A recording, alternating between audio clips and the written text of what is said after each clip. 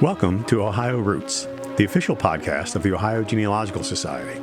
Join us as we embark on a captivating journey through Ohio's rich genealogy, history, and abundant resources. Hosted by me, OGS Executive Director Noel Poirier, this podcast brings you insightful conversations with a diverse array of guests, from OGS members, chapter leaders, and staff to renowned genealogists, historians, and influential figures within the genealogical community. Each episode delves into fascinating topics and captivating stories. So grab your headphones, hit that play button, and join us on this enthralling journey of Ohio's roots.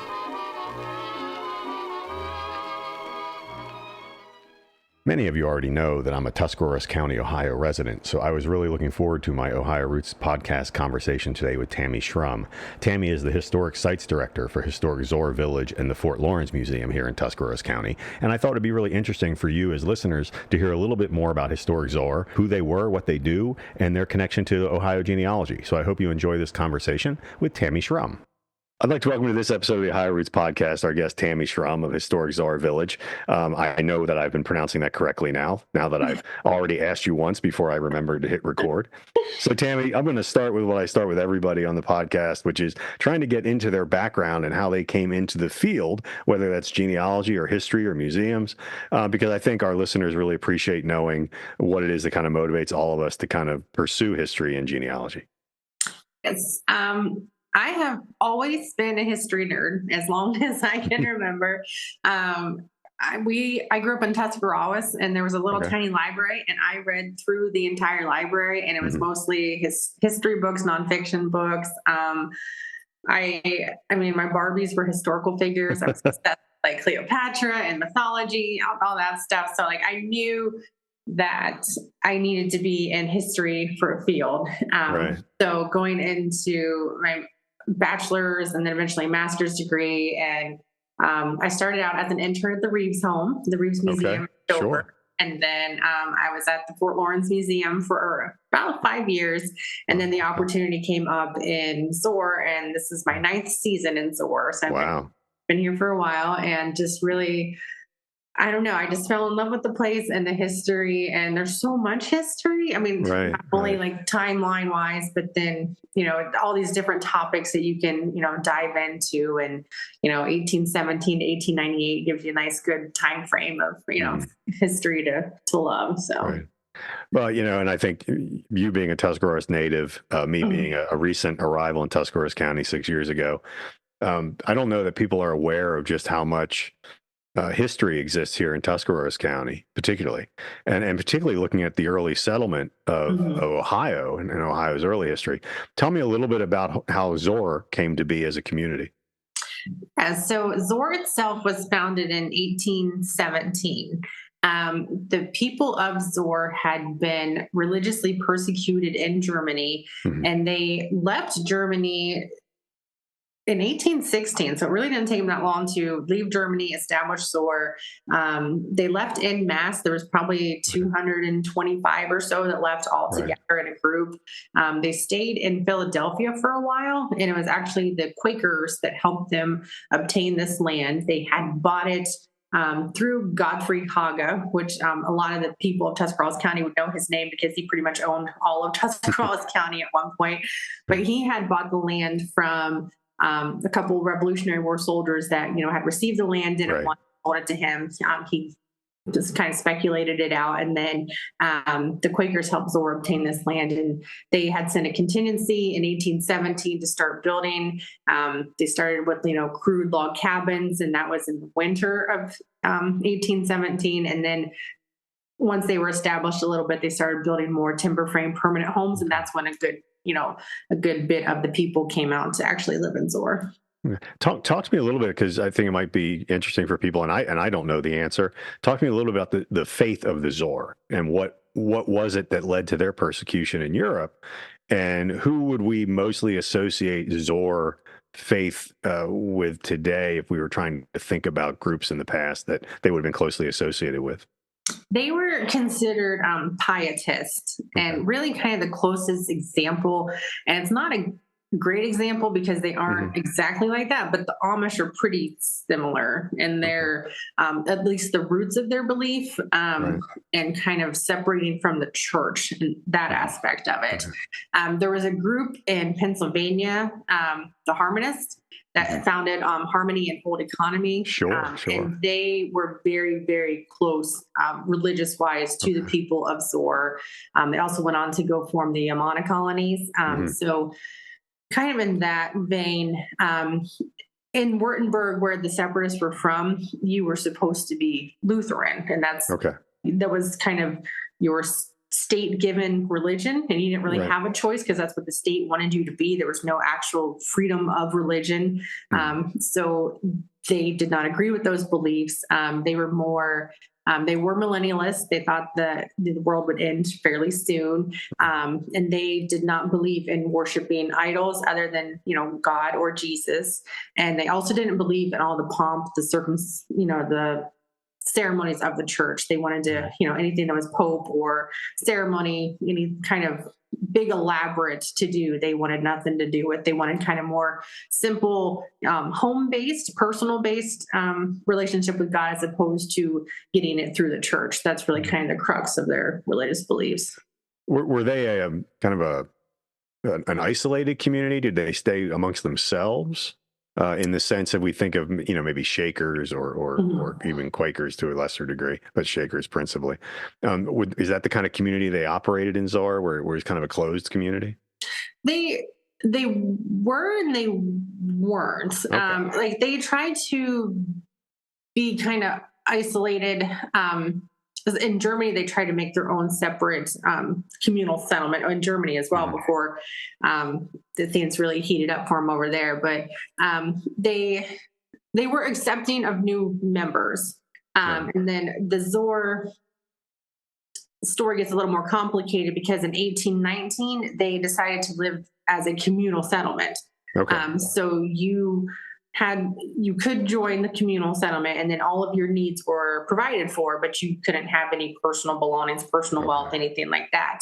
But they did have outside people that helped and outside people that were within the community. You just didn't get all the luxuries that the members would get. So that kind of adds a different level to the organization of the Society of Zoar. But they were accepting of outsiders, and you could come in and become a member, start go to the church, kind of hear their beliefs. But they were also fairly wary of the outside, just because of everything that had happened to them. I know when I visit Zoar, one of the things that appeals to me is the architecture and kind of the layout of the community, the thoughtful layout of the community. How did the community develop over time from that initial settlement to kind of what we see, today when we visit? Yeah, I said 1817 is when they started. They all started out individually, and they really had a rough go of it. A lot of the population was older, and a lot of them were older women. So there weren't a lot of men to help with, kind of the heavy agricultural aspects of the society. And they decided, like I said, in 1819, that they were going to band together, live as a communal settlement. They'd already kind of experimented with that in Germany. And that's really when everything took off, once they started working together, bringing everybody together. So a lot of the houses, are from that, some are from that early period. And then a big chunk of houses were made in the 1830s, because that's when they were digging the Ohio Area Canal. That's when they paid off their land debt. So they see a big boom in population, a big boom in visitors coming down the canal. That 1830s mark. So that's when you see the store, the hotel, the number one house, a lot of the big structures in Zoar. It's kind of in that time frame. And then you get another almost like Civil War era, cluster of houses from like the 1860s. And then there's a handful from a little bit later towards, the end of like the Victorian era. But that's kind of when Zoar was starting in its downfall. Unlock the mysteries of your ancestry with the Ohio Genealogical Society at www.ogs.org. Dive deep into your family's past and connect with fellow enthusiasts. Join us now for exclusive access to expert insights, resources, and a vibrant community. Visit www.ogs.org and start your genealogical journey today. If you enjoy listening to the Ohio Roots podcast, we would really appreciate it if you could go to whatever platform it is that you listen and give us a good review. Reviews help us get more listeners and reach more people with Ohio Roots and what we're trying to do with the Ohio Genealogical Society. So please leave us a nice review, and thanks for listening. You've got a kind of essentially a closed community or a community that is trying to kind of be internal in the way it operates. The development of the canal and railroads must have dramatically impacted the community. I mean, I can only imagine if you're trying to kind of not so much isolate yourself, but try to contain your faith and your group in one area. How did the transient population affect that? It must have affected it considerably. It really did. And I think for the older generation, it wasn't as big of a deal because they remembered what it was like. They remembered the persecution. They remembered, the strong belief system that they had. Right. It was in the 1850s that their leader, Joseph Weimiller, died. So I think after Weimiller died, and that was that connector between all of them, it became even though they lasted until 1898, it became increasingly difficult for them to recruit new members, keep members. You see a lot of members leaving, going to other places, doing other things. Still a lot of people working because they were very industrious. They had, a lot of products to sell. But then one of the products that they sold the most became Zoar itself. Right. And, much like the Amish today, it became its own little, tourist attraction. People liked the quaint people and they liked going and seeing this, kind of different, strange, isolated community. So it became an early tourist attraction, and people would come and stay at the hotel and take wagon rides and go on canoe rides and that sort of thing, just because it was something different. And like I said, kind of very similar to, maybe not so much religiously, but today's Amish is how, they themselves are a product, Okay. Yeah. So it was, when you study Moravian history and when you study, Shaker history, there's a lot of emphasis on record keeping, a lot of emphasis on family structure and record keeping. Was there something similar with Zoar? There was. We run into some difficulties sometimes because a lot of it's in German. Because they were they really kept strict with the German speaking for a long time. But yes, they kept very good records, especially financial records. Okay. And even down to the penny, they would keep financial records. And an interesting note: the wife of the gardener, Simon Biter, she was one of the first midwives. Her name was Anna Maria. She was the first midwife in Tuscarawas County, and she was the first one in the county to keep birth records. Okay. Wow. All right. They were very much, the record keepers. And I know you have on your website, and I would encourage folks listening to visit your website. You have a section there about genealogy and genealogy at Zoar.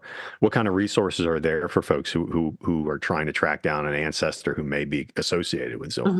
On our website, we have a list from the ship that brought the original separatists over. We also have census records up through, I want to say, the 1920s. We have census records. We also have we had someone do a genealogy project a number of years ago that it has every original family, their children, their grandchildren, and it has that lineage at least through their, I think, great-grandchildren. Okay. And then we also have a Steve. Steve Schonk is our resident genealogist, and you name a Zoar family, and he probably has a tree for them somewhere. He's a descendant on both sides of his family. So once he was done with his family, he just kind of went into all the Zoar families. Right. So a lot of times, if somebody has a question and they call us, we can get it to Steve, and Steve will know the answer too. So you kind of mentioned as the community, I won't say died out because it's never really died out, but as the community changed. Some members of Zoar went away, right? Just kind of went off. And where did this kind of diaspora of Zoar residents go? Did they stay in Ohio? Did they go elsewhere? I mean, now they're kind of all over, but back then, Akron and Cleveland, like the Cleveland Western Reserve has a large artifact collection of Zoar items, including some things from Joseph Weimiller. One of the early mayors of Cleveland in the 1860s, I want to say, was a descendant of Zoar. So a lot of in Ohio, some of them went to Economy and Harmony and joined those societies. Some of them went out and became Mormons. So really kind of everywhere. But I think that early diaspora was just still kind of in Ohio, the Akron, Okay. Cleveland area. Okay. Yeah. So, I mean, I don't know that folks realize that there are things to do at Zoar. I do. I live right down the road. But let the listeners know, like, what kind of programs, what events, what could they expect to see if they wanted to spend a day in Zoar? Yeah, we do guided tours and self-guided tours. Okay. And for special events, we have a 3-speaker series. We do a big antique show. We have a very large Civil War reenactment every other year. We do school days and homeschool days. We have ghost tours, which are very popular. We do a Christmas in Zoar. Mayfest, which is a German celebration of spring. So if you're looking to celebrate your, German heritage, we have something for that. So it's just kind of a little bit of everything. It's a mix of a lot of different stuff. Yeah. How many of the buildings that you see in Zoar are accessible to the public, and how many are private residences? Still, we have 14 museum buildings that we operate, and then the rest are public residents for the most part. Okay. And you're right along the canal there, which is a nice attraction as well, right? Mm-hmm. Yeah. We're right off the Ohio Erie Canal. We're we're 3 miles off of 77, so we're very accessible on the highway. Yeah. You mentioned, I'm backing up because my brain locked onto a comment you made earlier. You mentioned that there weren't any men, or there weren't many men. There was a lot of, what happened to the men? Well, when they were in Germany, a lot of the men were imprisoned. Okay. A lot of them were separated from their families.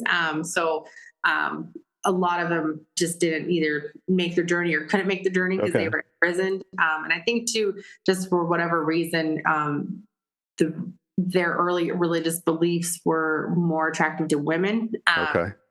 Before Joseph Weimiller became leader, he was the leader. He became the leader on the ship over here. Before that, it was a woman named Barbara Gruber. Okay, that was that was going to be my next question. Is what was the dynamic? I won't say power dynamic, but what was the relationship dynamic between men and women within the Zoar community? Was it of equals? It was extremely equal. And they had in 1819, they granted their women the right to vote. So all women could vote for trustees, and women could even run for a trustee position. None ever did, but they could if they wanted to. So about 100 years before women could vote across the United States, Zoar allowed their women to vote. Okay. Did they educate all of their children there as well, or were they attending schools with other children outside the faith? They educated both. Like they opened their school to outsiders, and they did classes in English and German. So a lot of people would send their students to Zoar to learn German. And the children had a different life in Zoar. So you're talking about everything being equal. They wanted to make sure that the women could work as much as possible, especially alongside the men. So for a while, they had celibacy in Zoar. And then even when celibacy wasn't going on, they actually had children's dorms where the children would stay at a dorm so that the women could continue to work and they didn't have to raise the children. Okay. It's just a fascinating, when I think about Tuscarawas County and as a booster of Tuscarawas County history, I tend to think Tuscarawas County is a great county to come to catch that early taste of Ohio life, whether it's Schoenbrunn or Zoar or Gnadenhutten or Fort Laurens. You get a real flavor for that. And so I think it's important that folks understand the significance of our community, yours and mine, here in Tuscarawas County. And I think a community like Zoar is a wonderful example of that. And I would encourage folks to visit because it's a wonderful place to visit. And now you have a really excellent Mexican restaurant in town, which never hurts. Do you want to do me a favor and give everybody the website and your hours? Yes, it's historiczorvillage.com. Our hours depend on what you want to do. We're generally open Wednesday through Sunday. Our self-guided versus guided tours, that's all information available on the website. The Zoar store is open March through December, and then we do tours April through October. Okay. Well, great. Well, Tammi, I appreciate you coming on the Ohio Roots podcast to talk a little bit about Zoar with our listeners. And I hope folks take advantage of it. And I hope you get a lot of requests for genealogy from us. Yes, thank you. Because it sounds like Steve needs something to do. Steve needs, he does not, but I'm sure he will love it. Yes, yeah. All right. Well, Tammi, thanks so much for being with us today, and I appreciate it. Yes, thank you. Thanks for having me. Well, I want to thank Tammi for joining us on today's Ohio Roots podcast. I hope you learned a little bit about Historic Zoar and the people who live there and their importance to Ohio genealogy and how you can learn more about their role here in Tuscarawas County and in the history of Ohio in general. Be on the lookout for a few more episodes that deal with historic sites across Ohio. I think that's something that us as genealogists would really be interested in learning about, so I wanted to pursue them. So again, thank you for listening to the Ohio Roots podcast. The Ohio Roots podcast is brought to you by the Ohio Genealogical Society, the premier gateway for discovering your Ohio family history. Hosted by OGS Executive Director Noel Poyer and edited by Luke Poyer. Theme song is Beautiful Ohio, recorded by Bob Stanley and his orchestra in 1944. To learn more about joining the Ohio Genealogical Society, visit www.ogs.org.